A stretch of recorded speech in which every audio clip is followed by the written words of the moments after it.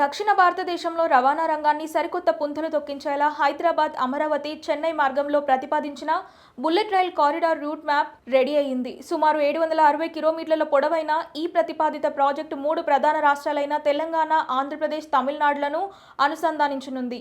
గంటకు 300 కిలోమీటర్లకు పైగా వేగంతో ప్రయాణించే ఈ బుల్లెట్ రైల్ హైదరాబాద్, ఏపీ, నూతన రాజధాని అమరావతి, పరిశ్రమల కేంద్రమైన చెన్నై నగరాల మధ్య ప్రయాణ సమయం సగానికి పైగా తగ్గిపోనుంది. ఈ ప్రతిపాదిత బుల్లెట్ రైలు కారిడార్ పొడవునా మొత్తం 18 అధునాతన రైల్వే స్టేషన్లను ఏర్పాటు చేసేలా రూట్ మ్యాప్ సిద్ధమవుతోంది. తెలంగాణ సరిహద్దుల్లో హైదరాబాద్, శంషాబాద్, ప్రతిపాదిత ఫ్యూచర్ సిటీ డ్రైపోర్ట్ హలియా, వడపల్లి మీదుగా ఈ కారిడార్ సాగనుంది. ఆంధ్రప్రదేశ్ సరిహద్దుల్లోకి ప్రవేశించాక దాచేపల్లి, రాజధాని అమరావతి, గుంటూరు, చీరాల, ఒంగోలు, కావలి, నెల్లూరు, గూడూరులతో పాటు ప్రసిద్ధ పుణ్యక్షేత్రమైన తిరుపతిని ఈ మార్గం కలుపుతుంది.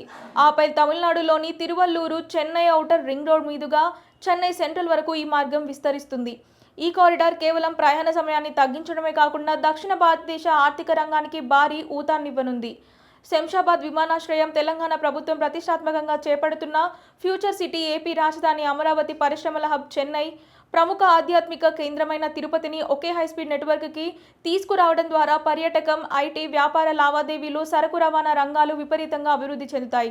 ముఖ్యంగా రాయలసీమ, కోస్తాంధ్ర, తెలంగాణ జిల్లాల మధ్య ఆర్థిక సంబంధాలు మరింత బలపడతాయి. ప్రస్తుతం జాతీయ రైల్వే ప్రాజెక్టుల సర్వేలలో భాగమైన హైస్పీడ్ కారిడార్ ఫీజిబిలిటీ సర్వే పూర్తి కాగానే డీటెయిల్ ప్రాజెక్ట్ రిపోర్ట్ రూపకల్పన ప్రక్రియ వేగవంతం కానుంది.